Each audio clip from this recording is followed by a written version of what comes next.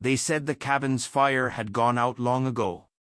No smoke rose from its chimney, no light burned through its windows.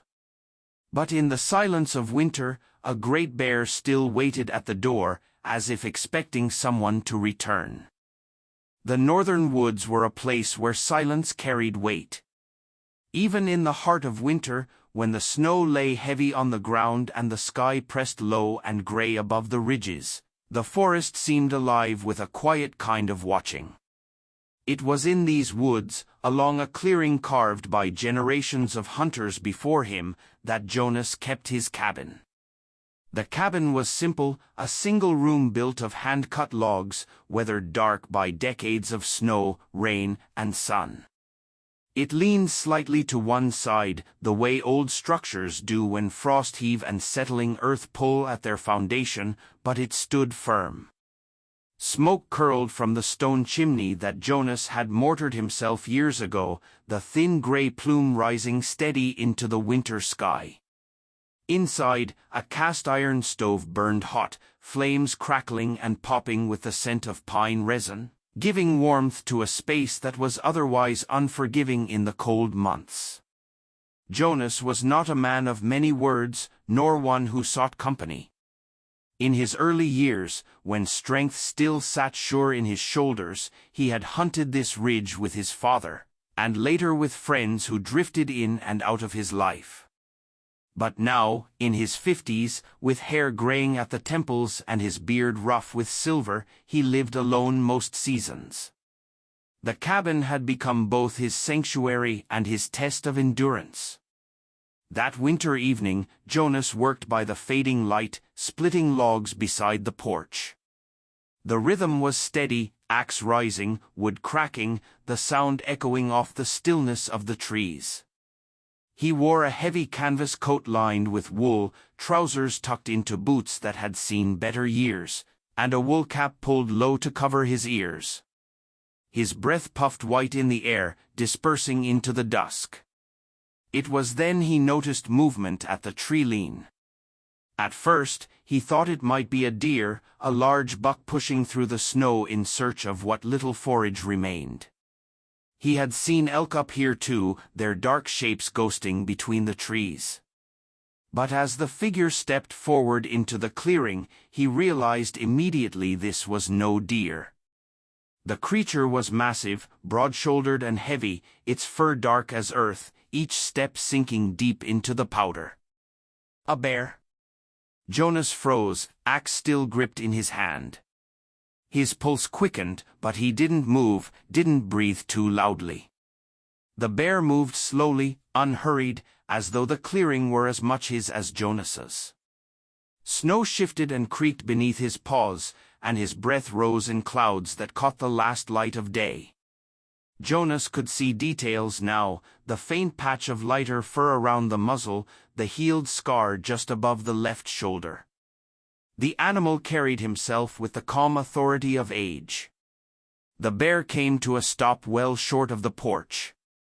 He lowered his head slightly, nostrils flaring as he caught the scent of smoke, pine, and the man standing in the dim glow of dusk. Jonas didn't move. He knew better than to raise his arms, better than to shout or retreat. Instead, he simply stood, the axe resting loosely in his grip, his eyes fixed on the creature. For a long moment, nothing stirred. The forest seemed to hold its breath.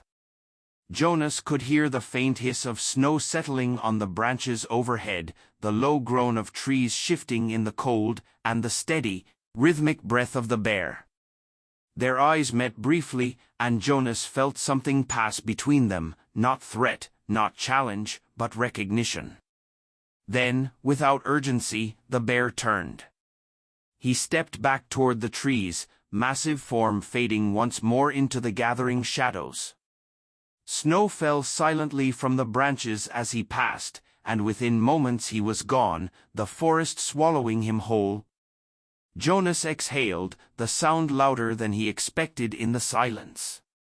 His grip tightened on the axe before he set it down on the woodpile. He stood there for several minutes longer, staring at the spot where the bear had vanished, replaying the moment in his mind. Inside, as the fire crackled, Jonas found himself unsettled. He had seen bears before, glimpses across rivers, signs of their foraging, but never like this. Never standing so close, never pausing as though not just curious, but waiting. He sat by the stove long into the night, pipe clenched in his teeth though it burned cold long before he realized.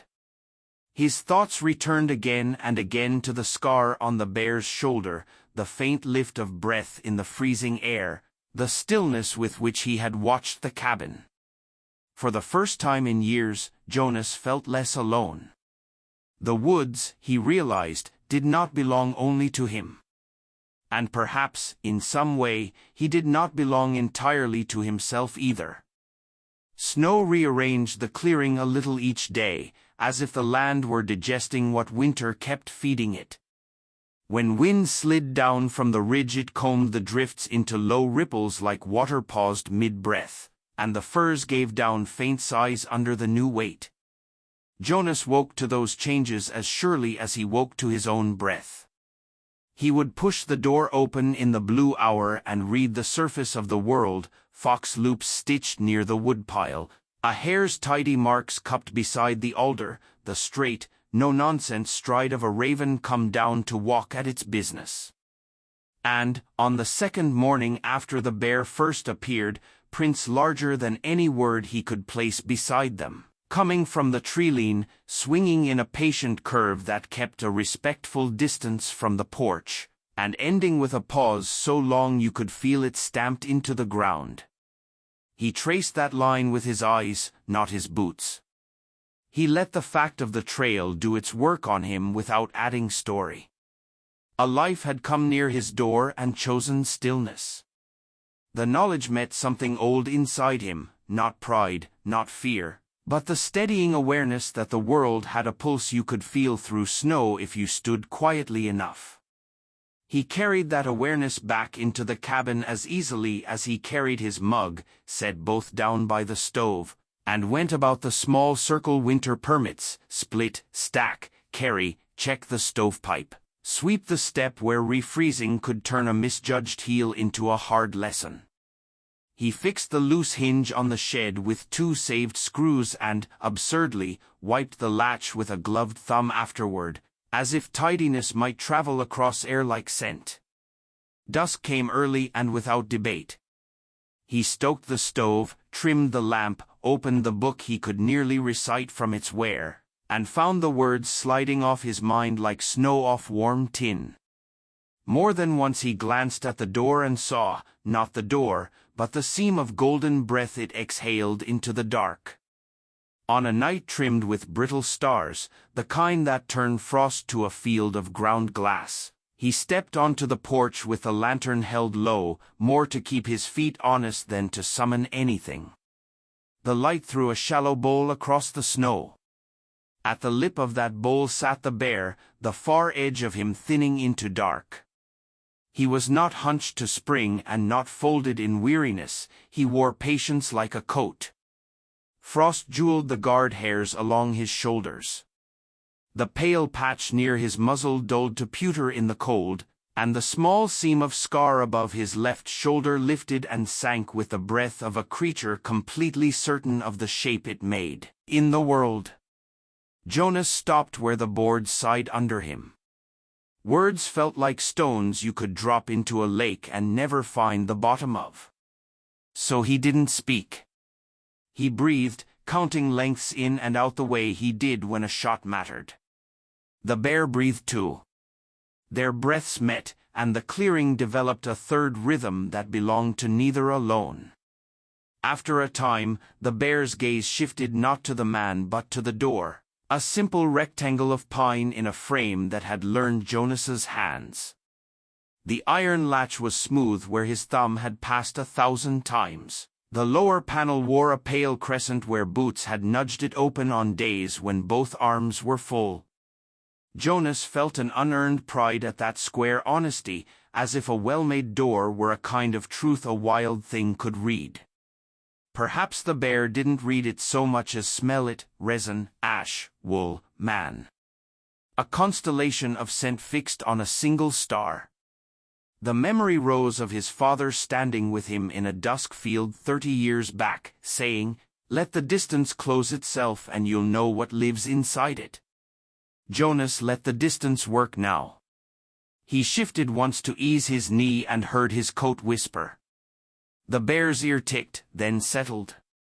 Lantern light, a poor historian, exaggerated some truths and forgot others. It made the scar look whiter than it was and Jonas's hands older, and it cast the stove's breath as a faint golden seam around the door, a thin confession of warmth, indecent and kind all at once. Snow began to fall in a way that felt like permission, no ceremony, only the patient remaking of the ground. Flakes crossed the lantern beam and vanished into the blank. Jonas stood until his toes prickled, then until they went numb, then until numbness became just another word for belonging to the weather. The bear did not move except to blink slow, sovereign blinks, resetting the world at a pace that made sense. He could have gone inside and closed everything back down to the square of a room and a stove's red heart. Instead, he set the lantern on the top step and took one step down, then another, until he stood on the snow itself. It was not bravado. It was an ordinary correction of distance, like sliding a chair in so the table could hold your forearms comfortably.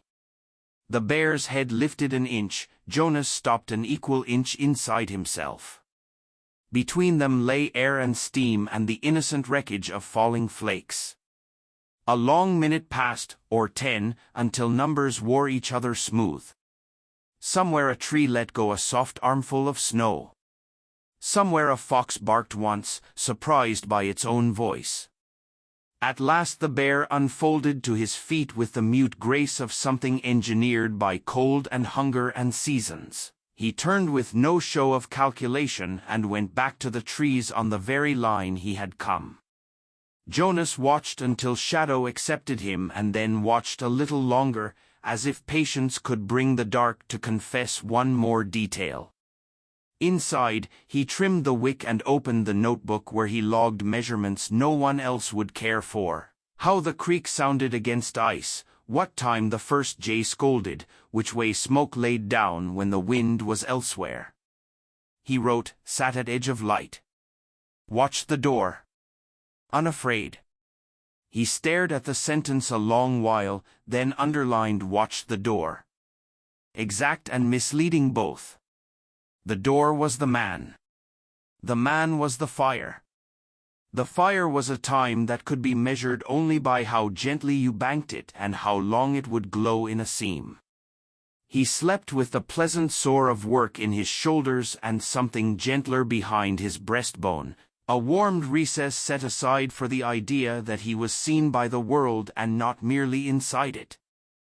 In the early dark he woke to the cabin's small settlement noises, the tick of iron easing, the crisp suck of cold through a seam, and the far, almost dream scrape of paw on crust. He did not get up. He kept the picture whole by staying inside it. Morning rewrote the clearing. The bear's prints began where you would think and ended where you hoped, right at the threshold, cleanly short of wood. Jonas knelt with steam rising from his mug and studied edges. Each toe told a story about pressure and choice. He set his palm beside one track, a man measuring his life against what it touched, and felt the cup's heat ghost his skin. Practical thoughts arrived as duty requires: check the shed latch, move the spare salt to tighter tins, look at the venison hanging, calculate what mice could imagine, but practicality kept stepping aside for a quieter arithmetic. He had been given something to tend, and it was not the meat and not the boards. It was the brass hinge between loneliness and solitude, and it needed only attention to keep from rusting. When evening came, he set the lantern out again without telling himself any story about why. He simply put light where the dark had held court the night before and let the door breathe its honest seam. Later, when the bear returned to the rim of that small universe and sat as before, Jonas felt neither braver nor chosen. He felt correct, the way a tool feels in the right hand. They kept the hour until cold made choices for them. Then one went to wood, and one went to trees, and the clearing held both departures the way a good field holds footsteps without complaint. The ridge settled into the kind of cold that made even sound seem brittle. Each morning Jonas woke to frost layered thick across the window panes, filigreed into shapes so delicate it seemed cruel to scrape them away. His body told him truths he preferred to ignore, the ache that stretched across his shoulders, the stiffness in his knees when he swung them out of bed, the dull throb in his hands after hours of splitting wood. He could still do the work, he had to, but he no longer fooled himself into thinking he carried it as lightly as before. It was nearly time to leave the cabin for the season. He always told himself he would know the day by a simple sign, when the path down from the ridge grew too treacherous to trust, or when his stores thinned enough to make stubbornness seem foolish. But he also knew another sign, less practical and harder to admit, the day when loneliness bent from companionable quiet into a kind of hunger. This year, though, the hunger was different. It didn't gnaw quite the same way it had before. Something else had filled the space between him and silence. The bear had not been a one-night apparition. Jonas saw him often now, though rarely in the open. Tracks stitched across the clearing after each snowfall. A shadow moved at the edge of firelight when the stove burned brightest. Sometimes, in the small hours when Jonas woke to stir the coals, he would feel, without reason he could name, that he was being regarded. When he looked through the shutters, the faint shine of eyes would answer, holding steady against the glow from inside. Always patient. Always fixed on the same place, the cabin door. Jonas found himself adjusting to this strange presence as if it were part of his routine. He left the lantern lit a little longer each evening, its glow spilling into the clearing. He swept the porch more often, though there was no one to track mud across it. He checked the hinge on the door, tightening it even though it didn't yet need tightening, as if the bear might notice where. He laughed at himself once, quietly, for such thoughts, but laughter turned hollow in an empty room. It was easier to accept that the bear gave him an excuse to care for the small things. One evening, after the cold had bitten deep enough to freeze the edge of the creek solid, Jonas stepped out onto the porch with a mug of steaming broth. The wind was low, the sky a slate curtain heavy with snow yet to fall. He paused on the top step, mug warming his palms, and scanned the tree line. At first there was nothing, only the flat white of the clearing and the black uprights of the pines. Then, from the dark between trunks, he saw him emerge. The bear moved slowly, as if unhurried by either hunger or fear. Snow crunched beneath his weight. His coat was thick with winter, shoulders rolling under the dense fur like boulders shifting beneath earth. He walked until he stood no more than 20 paces from the porch, nearer than ever before. His breath came in visible plumes, long and slow. The scar on his shoulder caught the dim light, gleaming faintly. Jonas gripped the railing with one hand, mug balanced in the other. He didn't retreat, but he didn't move forward either. His body hummed with the kind of tension that was not fear exactly, but the taut awareness that comes when two lives occupy the same fragile space. "You've got more patience than I do," Jonas muttered under his breath, voice half lost to the cold. The bear gave no sign of hearing. He stood with the stillness of something accustomed to waiting, as though the cabin itself, not the man, held his interest. His eyes never strayed from the door. Minutes bled into more minutes. Snow drifted down, settling on the bear's back, on Jonas's shoulders, on the railing between them. The night deepened around their silence until it seemed the world contained only two figures and the rectangle of wood that connected them. At last, the bear exhaled in a great white plume, turned, and lumbered back toward the trees. Jonas watched him go, the bulk of him fading into the shadows, swallowed in the dark. When he was gone, the clearing seemed larger, emptier than before. Inside, Jonas banked the stove and sat staring into its glow. The flames licked up, bright and alive, but he could not shake the thought that soon they would die. When he left, the cabin would fall silent and dark. And he wondered, though the thought unsettled him, if the bear would still return when the fire had gone out. The morning Jonas chose to leave arrived with a kind of hush that felt deliberate, as if the weather itself had stepped back to let the moment happen. Cold made every board of the porch speak in small, brittle ticks. Frost webbed the window panes with fernwork he didn't wipe away, not yet. He stood with his palm against the glass and let the cold bleed through to his skin as if memorizing it. The stove was down to a nest of coals and a last slow lick of flame curling under a blackened log. He fed it once more out of habit, 2 splits of dry pine laid so they'd catch, and stood long enough to watch the flame take, then lower itself, then consider refusing as if it already knew. He packed the rucksack with methodical care, the tin of coffee he'd stretched longer than he should have, the wool blanket with the burn hole near one corner, the coil of line, the little notebook with the uneven hand of his notes, dates, wind, the creek's voice, a certain slow presence at the edge of light. He paused on the last page, thumb on the word watched.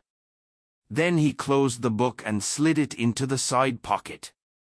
On the table he left the things you leave when somewhere has your shape in it, the cracked mug that fit his hand better than any other, the stump of a carpenter's pencil, a nail bent into a hook that had been useful for 30 winters. Outside, the clearing was hard white. Overnight wind had planed the surface smooth and left a fine rime on the cut edge of every drift. A raven went past, shouldering the air with 3 beats and then gliding, its shadow a neat scrap of ink across the snow. Jonas stepped onto the porch and listened. The silence had a thickness, the way silence has when you know it will last. He closed the shutters, not from paranoia, but from a courtesy to wood, and latched them carefully, using the old trick of lifting the bottom corner a hair so the iron would find its seat. When he swung the door shut, the cabin exhaled through its seams, and the smell that came out was a small biography, ash and wool and pine sap and iron, and something that was simply Jonas. He stood with his hand on the door longer than he meant to, thumb on the smooth crescent worn by 1,000 departures and returns. For a ridiculous second he wanted to speak to the room behind the door, to tell it to mind itself, to take the weight of snow the right way, to be good to the mice even as he guarded the food from them, to hold the shape of his sleeping the way a field holds a path through tall grass. Instead he said nothing, set the latch, and stepped down into his own prints. The trail off the ridge would be workable by noon if the weather held. He took it in the slow, saving pace men adopt when there's more winter in their bones than they admit. The line of trees received him, then swallowed the last edge of the roof, then the chimney. He didn't look back the final time, he knew the pull of that look and the way it doubled weight. Dusk came early, as it does when the sun decides the day is enough. By then the cabin's fire had done its respectful dying, not in drama but in devotion to physics, heat spent, oxygen gone, would transform to quiet architecture of ash. No smoke. No seam of glow around the door. The little room returned to the temperature of everything else that does not burn. Wind pressed a steady palm against the west wall and the shingles answered with dry whispers. The clearing held its breath and then remembered it had no lungs. From the trees, a dark shoulder loomed, and then the rest of him, the bear, materializing the way weather does, as if he were a change the land had been meaning to make. He came not in a straight line but in that patient, respectful arc he had worn into the winter, keeping a margin of mystery around the porch, circling just wide enough that the cabin could decide whether to be startled. Snow took him to the hocks. He lifted each foot with a deliberate economy, set it down, and sank with a muscular softness that looked like grace. At the base of the steps he stopped. The porch, under a sugar of blown snow, looked smaller without light on it. The door looked like a door and not a promise. The bear's head lowered, then lifted slightly, nose sorting the air into old and new. What came to him would have been thin now, faded threads of ash, the ghost of wool grease, the mineral tang of iron where the latch touched wood, but sense speaks in long measures. Memory is a sense country. He stood inside it and listened with his face. He did not test the step. He did not shoulder the door or paw at the sill. He did the hardest thing a living thing can do when it wants. He kept still. Breath plumed, unraveled, disappeared. The wind shifted, veered, fell. A small drift parted against his forelegs and nested there. Minutes turned into a cord you could have measured between two posts. The cabin did not answer, but the silence around the bear began to feel peopled, with the stove's old tick settling out of time, with Jonas's footsteps laid into 100 boards, with the open and shut history of a latch that had learned one hand so well it could have worked itself. After a long while, an honest while, the kind that makes the back work for it, he moved. Not away. Around. He made the slow circuit he had made other nights, pressing a path where wind had cleaned the ground too perfectly. Along the west wall where the moss ran thick, past the window that had framed the stove's glow and now showed him only his own shape, by the shed, where the latch held the same old geometry of man and problem and solution, to the corner where a porcupine had once chewed a board tender as sugar. He paused at each, the way a keeper pauses with keys, not from doubt but from exactness. The round returned him to the door. There he settled, first on his forelegs, then the long, careful fold of the back half of himself into the cradle he'd made in the drift. Snow accepted the heat along his flank and began to gloss. He put his chin on his paws. The cabin arranged itself in front of him in the simple grace of right angles. He kept the door in his eye the way a sailor keeps a light, not because he expects it to speak but because you trust what has spoken before.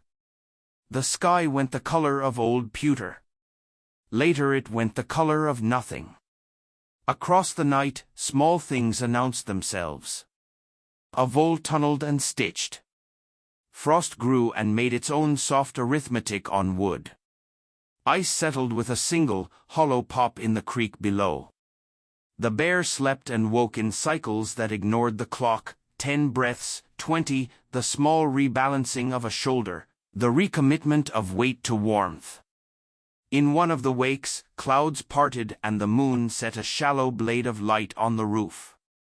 For a moment the seam of frost along the shingles became a river of dull silver. If the door had been a mouth it would have breathed. It did not. Near dawn the wind climbed the ridge as if each tree were a rung. It stepped into the clearing and laid its hand on everything at once. The bear lifted his head. The door remained a door. He stood with the same care he had folded himself with, shook once so that a cuff of snow leapt from his shoulders and fell back as soft punctuation, and looked at the wood a final time like a man reading the last line of a letter aloud to fix it. Then he turned into his own trail and went the way he had come, Prince shouldered deep into the crust, a sentence the weather would soon revise. By full day the clearing had its ordinary face again, an empty porch, a quiet roof, a square of shadow where a body's heat had argued briefly with winter and lost. Inside the room, cold had colonized each thing so completely that even memory would fog if someone stepped through the door.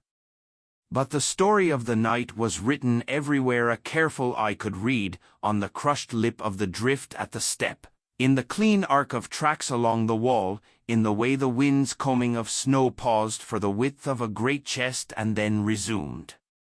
The fire had gone out. The waiting had not. Winter broke not with a single event, but with a gradual loosening of the land's grip. The snow, which had lain so sure and heavy across the clearing for months, began to sink at the edges, slumping into its own weight. Dark seams appeared along the path Jonas had walked, water bleeding through like ink from a cracked bottle. The air itself changed, not warmer exactly, but different, carrying the wet tang of earth waking beneath its shroud. The cabin stood unchanged, still shuttered, still dark, a mute geometry of wood and stone waiting out its solitude. The porch bore the history of storms in the ridges of drift that had frozen and softened a dozen times, but the boards beneath remained strong. Moss spread in new threads along the shaded north wall, the color almost scandalous in its greenness after so much white. From the chimney, no smoke, only icicles tapering down like long glass knives that snapped in the sun and fell to vanish in the thawing ground. The bear came again. His coat had thinned slightly, heavy guard hairs giving way to the sleeker look of the new season, though he carried still the bulk of winter. He came at dusk, his movements slower now, as if each step was less an act of hunger and more a confirmation of ritual. The arc he traced around the cabin had worn itself into habit, a path etched as surely as the line of a stream. When he reached the door this time, he paused longer than before. The snow had pulled back from the threshold, revealing the scuffed boards where boots had struck, where paws had stopped, where 1,000 moments had bent themselves into memory. He lowered his head and drew in the air. The scents would have been faint now, old ash, old wool, the ghost of human oil rubbed into wood grain. Yet faint was not nothing. For animals, memory lives most strongly where the nose can find it. The clearing itself was alive with new sounds. Water ran under the snowpack, small hidden rivulets laughing to themselves as they tunneled. Crows gathered in the trees and gossiped about the change, their voices harsher for the stillness that had preceded them. From somewhere below the ridge came the crash of ice breaking loose, a sound like thunder stuffed into a smaller throat. The bear stood through it all. He shifted once, turning his head so that the scar above his shoulder caught the last flare of sunset. The cabin remained silent, but it seemed to watch him as much as he watched it. There was no firelight to soften its lines, no smoke to suggest a life within. Yet still he kept his gaze fixed, steady as a compass needle, as though waiting for something more enduring than fire. When night came, the clearing glowed silver beneath the thawed crust of snow. The moon cut hard shadows across the porch, turning the door into a pale rectangle of lightless wood. The bear lowered himself at the threshold once again, folding into the shape the earth now knew by heart. He closed his eyes, ears twitching occasionally to the sounds of a forest returning to itself. Sleep came to him, not in long stretches, but in small, guarded chapters. Near dawn, the air changed again. A wind ran down the ridge, carrying scents fresh enough to stir even a tired body. Pine sap, sharp and raw, bled from branches newly cracked by melt. Soil, damp and honest, announced itself as snow surrendered its hold. For the first time in months, Jonas's scent did not linger in the clearing. What remained was memory only, pressed into wood, layered into ash, faint enough to be mistaken for dream. The bear woke, lifted his head, and looked at the door one last time before the day opened wide. He stood, shook his fur, and walked a slow circle around the cabin. The prints he left were deeper now, pressed into thawing snow that would soon not hold them at all. He paused by the shed, by the window, by the porch, his nose tracing the history of a man who was not there. When he finally turned back toward the trees, it was with the certainty of one who knew the ritual was not ended, only paused. The clearing emptied of him as the forest accepted his return. Birds began their chorus in the space he left behind, the thawing earth humming with life unseen. The cabin waited still, its door patient, its silence unbroken, carrying the memory of both man and bear like a book that had been set aside but not forgotten. By the time summer settled over the ridge, the clearing had forgotten its winter shape. The drifts that had once held the lines of the cabin like careful hands were gone, and in their place the earth rose, soft and uneven, pocked with vole holes and stitched with deer trails that bent between the spruce like quiet intentions. The grass stood thigh-high in places, seeded and swaying, and wildflowers, fireweed, yarrow, a few late columbine where the shade kept them, made a small country of color around the porch. Warmth deepened the pitch in the pines until the air itself smelled like resin and dusted sunlight. The creek ran strong in the hollow below, bickering against stones as if winter had been a rumor it could easily dismiss. The cabin altered without moving. Boards silvered under the hard light, and the grain took on that sun-scoured look of wood allowed to be honest. The shutters held fast, but their paint, what little stubborn color remained, peeled in long, satisfying tongues that curled with every afternoon heat and loosened with each brief thunder shower. Moss on the north wall became a proper map, rich spreads of green following the splash lines where winter's meltwater had dripped, with new velvet tongues exploring the seam between sill and ground. A dead vine still gripped the porch post with brown, filigreed fingers. Where it had once been stubborn, it was now decorative, a lace of nothing holding onto something. Birds wrote new rules over the place. Robins hunted in the bare places close to the step, each sharp head tilt a decision. Chickadees stitched sound from the shadowed fringe of spruce. A redstart scissored his tail in the alder and started arguments he never finished. On the hottest afternoons a hawk's cry would fall hard and thin from the open sky and leave a hush that felt intentionally arranged. In the dusk, bats unspooled from the eaves with exquisite practicality and made the nearest gnats regret flight. The bear came as if he'd been written into those rules. Not daily, summer does not demand such devotion, but often enough that the grass collected his visits into paths. He entered from the western trees at first, where the slope pitched down and the ground held the nights cool longer. Later he would arrive from the creek side, fur darker with water, shedding droplets as he climbed the bank. His coat had dropped winter's ballast, thick guard hairs still sawed the light when he turned, but a sleekness ran the length of him that made his shoulders roll like shore swell instead of ice flow. The pale patch along his muzzle did not change, age marks truth with a steady hand, and the seam of scar above his left shoulder remained a thumbprint from a former life the forest had never asked him to explain. He did not press the door. Summer teaches patience differently, the world is abundant, and nearness does not need to be argued.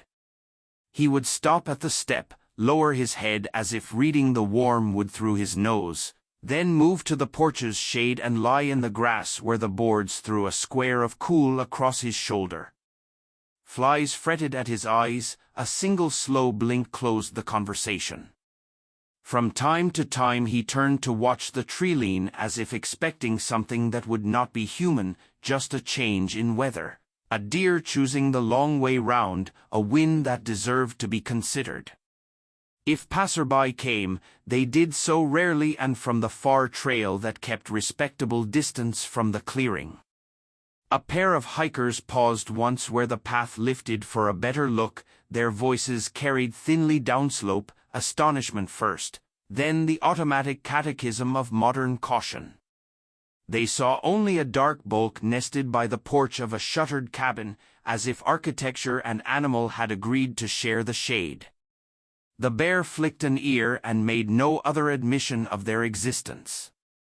From that remove, the hiker's lenses could not gather the pale seam of scar, the faithful geometry of prints turning the grass, the patient investigation of a door. They moved on, and the clearing folded back into itself without the least complaint. Afternoons built themselves from heat and repetition.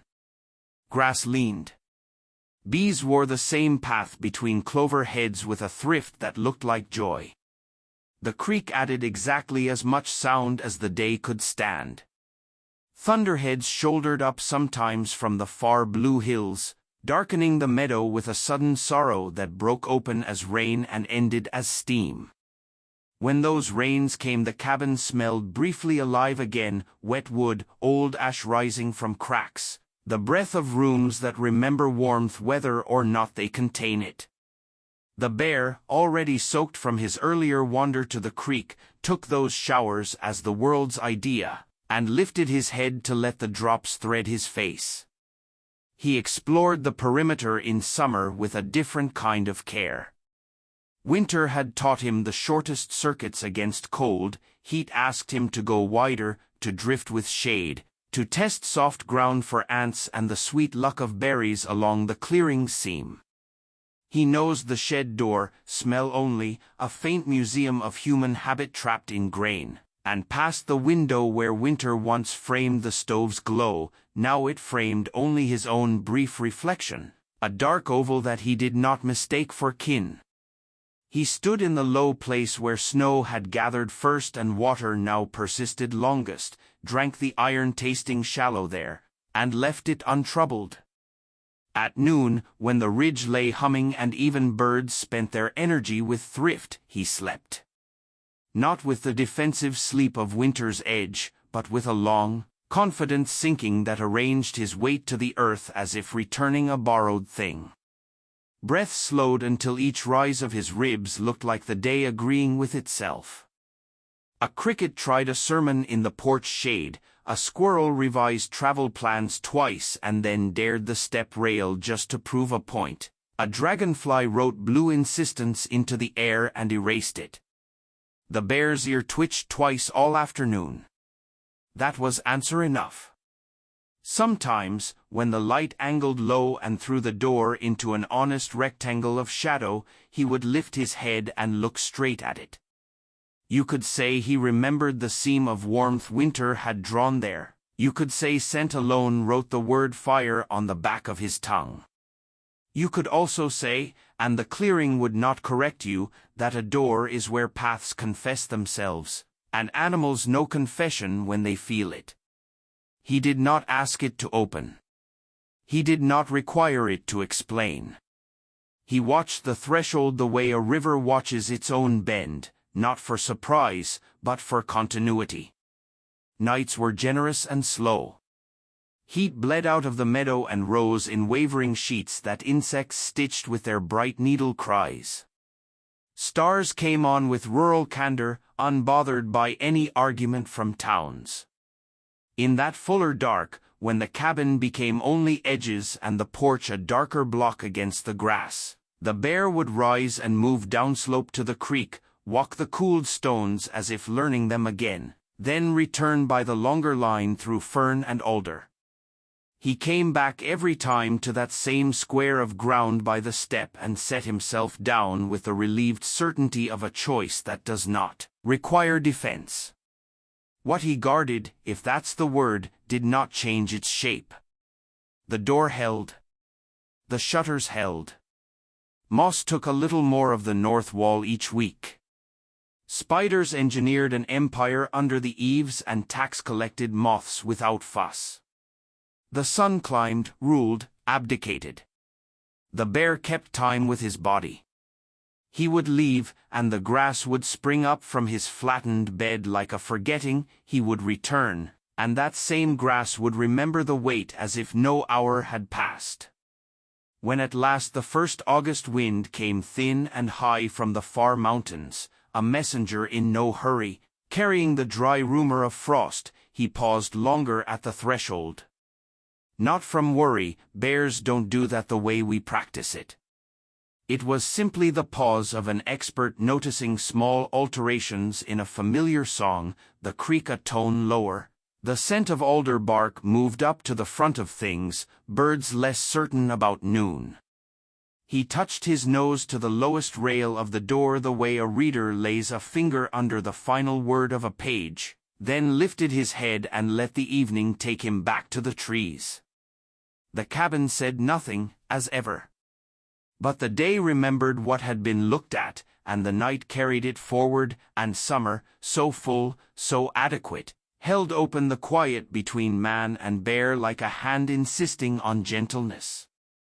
By the time September pressed its cool breath across the ridge, the clearing began to transform in ways both subtle and bold. Summer's green richness, so full and heavy, now leaned toward fatigue, its edges softened by yellows and early browns. The nights cooled enough for frost to brush the meadow grasses in silver by dawn, and the air carried a sharper taste, the kind that made lungs sting slightly when breathing deeply. Though the sun still rose high and warm, the forest whispered its secret to those who listened. Autumn was here, even if summer pretended otherwise during the afternoons. The cabin stood unchanged in form, but autumn light remade it entirely. Shadows, now longer and angled, slid across its weathered boards with slow patience. Where July's brightness had stripped every detail into harsh honesty, September's golden hours softened the structure, painting it with warmth that made the old wood look almost alive again. The shutters, long since closed, collected drifts of fallen leaves caught in their corners. Birch and aspen leaves, like coins of pale gold, fluttered against the porch posts, gathering at the edges of the steps until wind scattered them again.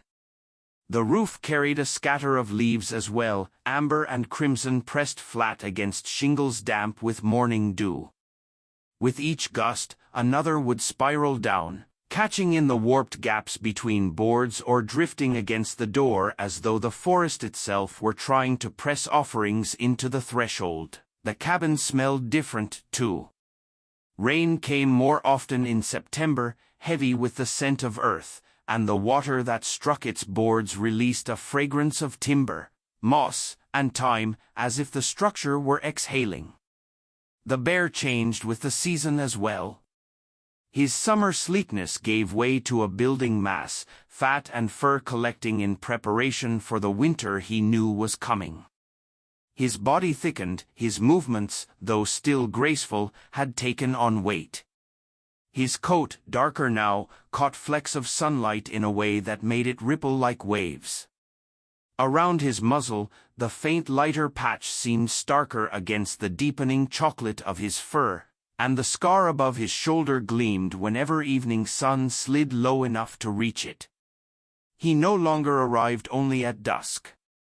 As the days shortened, he came earlier, often emerging from the tree-line while the sun was still warm, amber beams catching in his coat as he crossed the clearing. His paths were worn now, grass bent in permanent arcs where his weight had passed again and again, proof that his visits had become a ritual, not chance. He always came to the porch first, pressing his nose close to the wood, drawing in scents both new and ancient. Sometimes he circled wide afterward, leaving a wide track through fallen leaves, brushing against the shed, pausing at the shuttered windows, before always returning to the steps. Autumn evenings carried sounds the summer had muffled. Jays scolded loudly from branches, warning every living thing of his presence. Squirrels chattered their defiance as they scrambled along tree trunks, hoarding cones and nuts in frantic preparation. Once, a crow perched on the cabin's roof, its black wings stark against the sky, cawing sharply until the bear lifted his massive head and looked up. The crow fell silent, then lifted into the air, abandoning its sermon. Even the smallest creatures acknowledged his dominion, yet his interest remained fixed on the cabin itself. He often lay in the fallen leaves beside the steps, their crisp skins crackling beneath his weight. The gold and crimson clung briefly to his thickening coat before sliding free, scattering across the ground as he shifted. His eyes, calm and deep, watched the door. He blinked slowly, ears flicking with every rustle of wind, but his gaze rarely strayed. It was as though autumn itself had deepened his devotion, the closing of the year urging him closer, keeping him still. Some nights, the sky blazed with stars. The ridge was sharp against the horizon, the trees silhouetted in black against the heavens. The clearing lay silvered in moonlight, each leaf glinting faintly as though made of glass. The cabin glowed quietly under the pale wash, its roof bright, its walls etched in delicate shadow. Against this backdrop, the bear seemed monumental, not just an animal but part of the place, his bulk curled into the ground, breath steaming faintly, leaves catching in his fur. He looked like an extension of the cabin itself, a presence built not of wood but of flesh, waiting, keeping watch. Autumn brought weather that carried moods with it.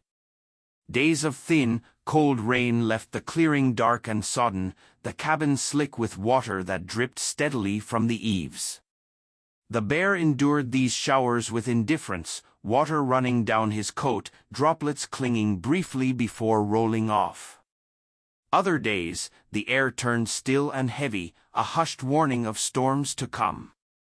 Winds rattled the shutters and stripped leaves from branches in sudden flurries that tumbled across the clearing like startled flocks. The bear lifted his head then, following the motion of leaves, but always returned his gaze to the door. As September deepened into October, the forest began its retreat. The once noisy chorus of birds thinned as migrations began. The meadow, once alive with buzzing, fell quiet as insects vanished into the soil. The creek below dropped in volume, its voice hushed beneath frost-rimmed stones. Even the air seemed quieter, as though the world had paused, listening. Against this stillness, the bear's steady presence became more profound. His breathing, his slow movements, his prints pressed into damp soil, all became the dominant rhythm of the clearing, the sound of life persisting as the forest prepared for sleep. Once, just before dusk, a thin veil of fog drifted into the clearing, curling around the cabin, softening every line. The bear stood then, rising to his full height, his silhouette immense and blurred by the mist. For a long moment, he stood unmoving, a dark sentinel beside the door, breath rising like smoke into the fading light. When he lowered himself again into the leaves, the fog swirled around him, settling into his fur as if even the mist recognized his vigil. Autumn was not yet winter, but it carried the promise of it in every cool breeze, every leaf that fell, every shadow that lengthened across the cabin's boards. The bear seemed to understand. His visits grew longer, his patience deeper. He was no longer simply keeping watch, he was preparing, as the cabin was, as the land was. Yet through it all, his loyalty never faltered. He stayed by the door as though it might open still, as though the man might yet return. And if not, then he would remain anyway, keeping company with silence, holding vigil through the turning of the year. By late October, autumn's colors had burned themselves out. The forest no longer blazed but instead softened into browns, grays, and the sharp white of frost that clung to every branch come morning. The ground, once thick with fallen leaves, now lay pressed flat and brittle beneath thin layers of ice.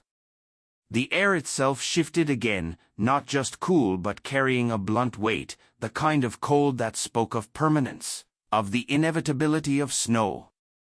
The cabin was framed differently now. Against the first dustings of white that dusted the clearing, its silhouette sharpened. The boards seemed darker, the shutters sterner, the roof more severe beneath the burden of early frost. Icicles hung briefly along the eaves after the first melt-freeze cycle, tiny daggers that caught the pale morning sun and shattered into diamonds before falling. The moss on the north wall dulled, shrinking back as if resigned to the coming sleep. Even the dead vine that clung to the porch seemed brittle enough to snap with the next wind. The bear had grown massive again, a body built deliberately by the season. His fur thickened into a mantle, dense and warm, each hair catching snowflakes that lingered like white embers before melting into his bulk. His steps carried the gravity of preparation, not hurried, but certain, as though each visit was part of a ritual older than the cabin itself. He arrived often at twilight, when the sun dipped early behind the ridge and shadows lengthened across the clearing. His prints cut into the light frost, dark marks against the whitening ground, and always they led him to the door. This time, he did not simply pause.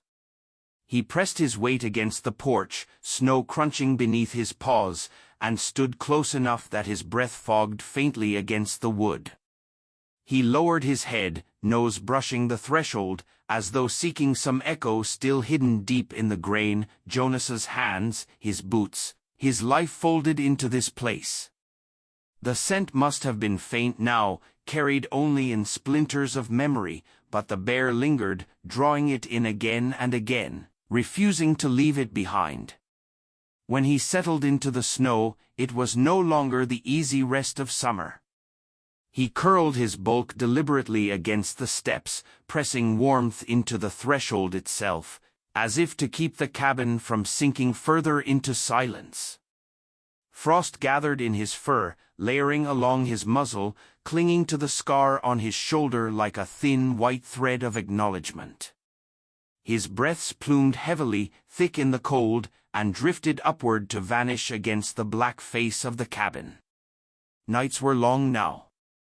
The moon often came sharp and full, laying silver across the clearing and turning the cabin into a pale skeleton against the forest's edge.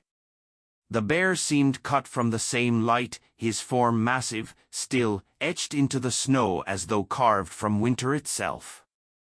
He slept in intervals, rising sometimes to walk the circuit of the clearing, his prints cutting paths that froze in place before the wind could erase them. He moved like a sentinel, deliberate, unhurried, each step a word in a language only the cabin could read. On one such night, a heavy storm pushed through. Snow came thick and fast, filling the air with a white blur that swallowed the forest and muffled every sound. The cabin disappeared into the storm's roar, its outline lost except for the faint shadow of roof and porch. The bear endured in the drift, his form a dark anchor in the chaos, snow piling along his back and shoulders until he looked like a living boulder. Still he held his place, even as the wind pressed against him, even as the storm tried to fold the clearing into blankness. By dawn, the storm had moved on. The clearing was transformed into a white plain, unbroken except for the single hollow where the bear lay, his heat having melted the snow into a shallow basin. He rose, shook himself, and a cloud of frost burst from his fur, scattering in the early light. Around the cabin, drifts leaned heavy against the walls, curling along the porch steps, half burying the door.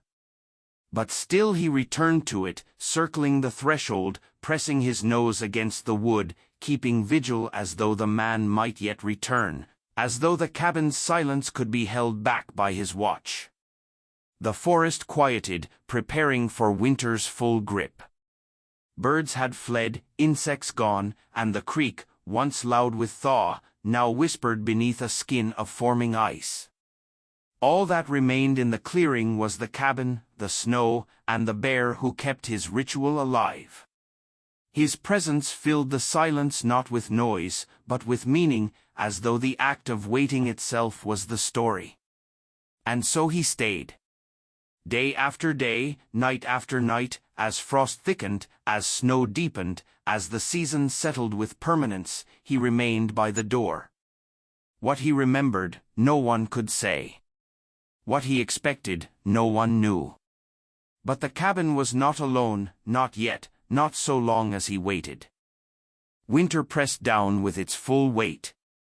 What had begun as frost and flurries hardened into weeks of relentless storms. Snow built itself in layers, each new fall sealing the cabin further into its own silence.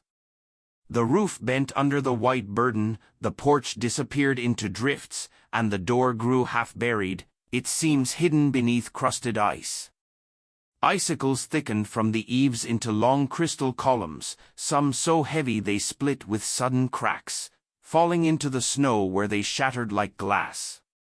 The world narrowed into white and gray, sky indistinguishable from ground, sound muted to the slow groan of trees and the occasional sharp crack of frozen wood breaking under strain. The bear endured it all. His coat had become a fortress, each hair catching snow that later froze and melted again into a shell of frost. He slept often but never left. His place was at the cabin's threshold, body pressed against the half-hidden steps, his warmth keeping a faint hollow in the drift. Even when storms raged and winds hurled themselves through the clearing, he remained. The snow piled across his back until he seemed part of the cabin itself, another structure, patient, immovable, committed to outlasting the weather. Time in such a season stretches, indistinguishable days stitched together by endurance. The forest itself seemed to fall into a kind of trance. The creek, now locked beneath ice, whispered only in muffled tones. No birds called, no insects stirred. Even the wind, when it wasn't howling, seemed to hold its breath, waiting. Against this silence, the bear's breath became the single living rhythm. Each exhale formed thick plumes, rising into the frozen air, drifting away until the next pulse of life replaced them. Once, during the deepest part of January, a storm struck so fierce it buried everything in hours. Snow drove sideways, turning the clearing into a spinning void where cabin and bear vanished from sight. The wind screamed against the wood, clawing at shutters and pulling at the roof. Yet through it all, the bear lay pressed against the door, unmoving, as though to leave would be to abandon something more important than survival. By morning, the storm passed, leaving silence so profound it rang like a bell. The clearing was remade, a smooth field of white broken only by the mound of the bear, the dark ridge of the cabin roof, and the faint smoke-shaped trails of his breath. Weeks passed in this vigil. The snow around him hardened, sculpted by wind into shapes sharp as glass, but always he returned to the same hollow beside the steps. Sometimes he rose to circle the cabin, his massive paws breaking paths through snow so deep it closed again behind him. He nosed the shed, brushed the shuttered window with his flank, returned to the door. Every action was the same as those of seasons before, but deeper now, slower, weighted with a kind of ritual persistence.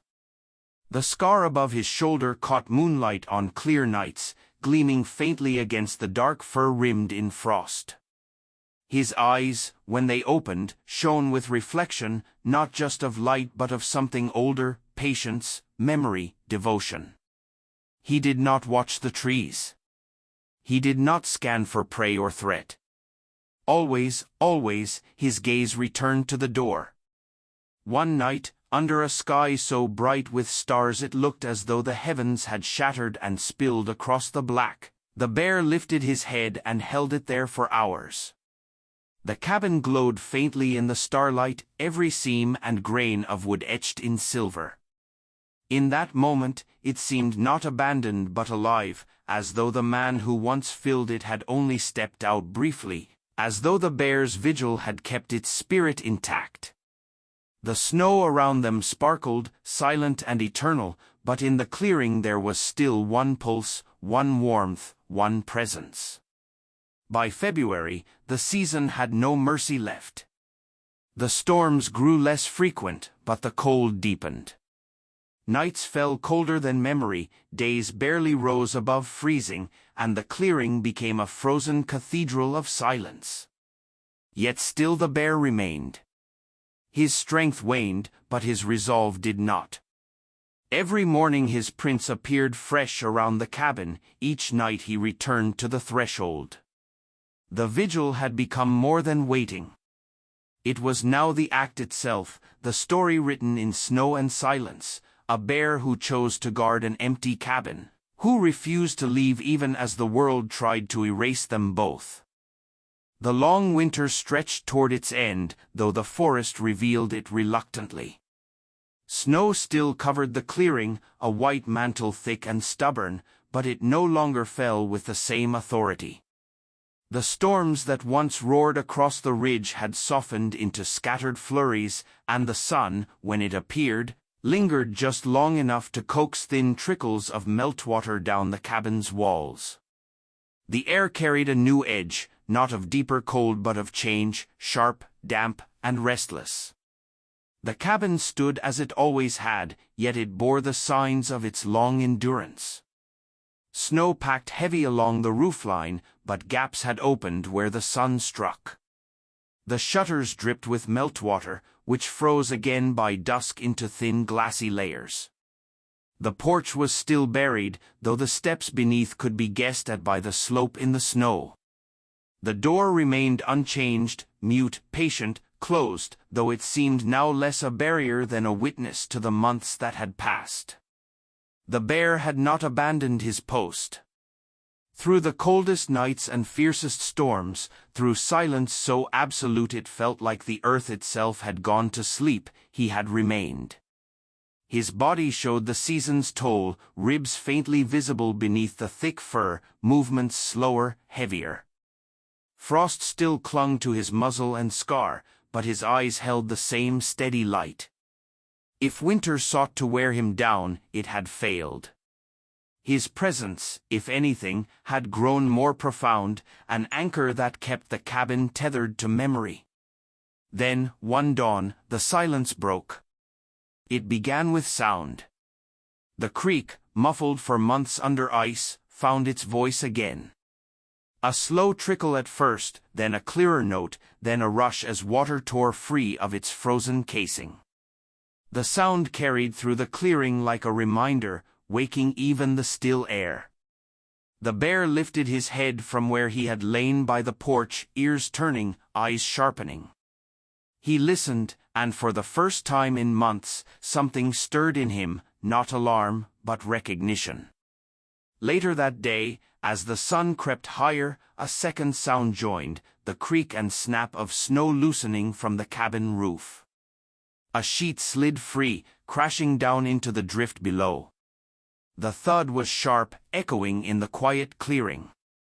The bear rose, shaking off the crust of ice along his back, and turned his gaze not just to the door, but to the cabin itself. It was as if the building, long locked in silence, had spoken. For hours, he lingered close. He pressed his nose against the doorframe, circled the porch, pawed gently at the snow to uncover the wood beneath. His breath came harder now, plumes twisting in the cool but no longer frigid air. He moved with the restlessness of spring's approach, yet he would not leave. He stayed through the day, through the evening, through the night when stars glittered against a sky washed clean of storm. And then came the faintest, most fragile intrusion of all, a voice. Not real, perhaps, but carried on memory. It was not Jonas's voice in flesh and sound, but the memory of it, summoned from the cabin's bones, from the wood soaked with his years. To the bear, it might have been nothing more than the wind working through the shutters, or the whisper of thaw beneath the door. But he stilled, ears forward, head lifted. He listened with the same unwavering attention he had given all winter, but this time, something changed in his stillness. He did not press harder against the door. He did not force an answer. He only stayed, watching, breathing, listening. And as dawn returned, casting pale gold across the snow, the clearing felt different. It was no longer held in silence, no longer asleep. The creek spoke, the cabin creaked, and the bear's breath marked the rhythm of a world waking again. The vigil was not over. It would never truly be over. But in that moment, in the first sounds of a thawing world, in the shifting air, in the patience that had endured across seasons, the story was complete. The bear had waited. The cabin had remembered.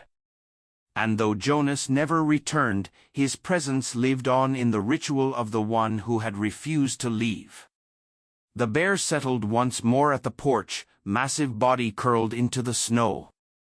His eyes closed slowly, ears still twitching to the creek's voice, as if he knew spring would come soon. He had kept the silence company. He had given shape to memory. And now, in the first trembling of change, he remained, not just as a guardian of the cabin, but as its last companion, long after the fire went out.